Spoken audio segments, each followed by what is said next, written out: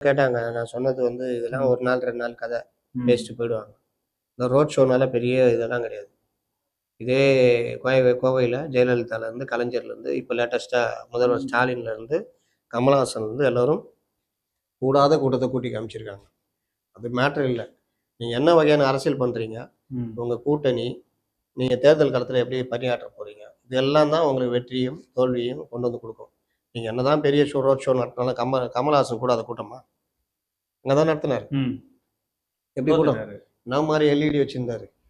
எல்லாம் எதிர்பார்த்தோமா இதே மாரி விஜய் மாரி 7 நிமிஷத்துல பேசி முடிச்சுட்டு போனாரு. ஞாபகம் இருக்கா? ம். அதனால அதெல்லாம் கணக்கு இல்ல. நீங்க என்ன வேணா பண்ணுங்க. உங்களுக்கு நீங்க என்ன அரசியல் பண்றீங்க? அரசியல்ல என்ன கூட்டணி வைக்கிறீங்க? இது நம்ம பல உதாரணம் சொல்லிட்டோம். 93ல வைகோவுக்கு கூடாத கூட்டமா? வைகோ அவ்ளோ பண்ணாரு. ஆனா கலைஞரு சாமர்த்தியமா கூட்டணிக்குள்ள வைகோவ தேடி வந்தவங்கலாம் வைகோ விரட்டுனாரு. ம். கலைஞர் விரட்டுனவங்கலாம் வாரி அணைச்சாரு. அவர் சாமர்த்தியமா ஒரு கூட்டணி அமைச்சாரு. அத வந்து வெற்றி கூட்டணியா மக்கள்ட்ட உளவியல் ரீதியா கொண்டு போனாரு. கலைஞர் ஸ்வீப் அடிச்சாரு. ம். வைகோ ஒண்ணும் இல்லாம போனாரு. அப்ப நீங்க உங்களுக்கு வர்ற கூட்டம், இந்த இதெல்லாம் கணக்கு இல்ல. அத நீங்க எப்படி மாத்துறீங்கன்னு. இன்னொரு உதாரணம் சொல்றேன். சிரஞ்சீவி. அவருக்கு இல்லாத இதுவாங்க. ரஜினிய விட அங்க ஆந்திரால அவருக்கு பெரிய கட்சி ஆரம்பிக்கும்போது அவ்வளவு பெரிய என்டி கூட்டம். ராமாராவோட பெரிய ஆளு அவரு. ம். 34 எம்எல்ஏ ஜெயிச்சாரு. எங்க போனாரு?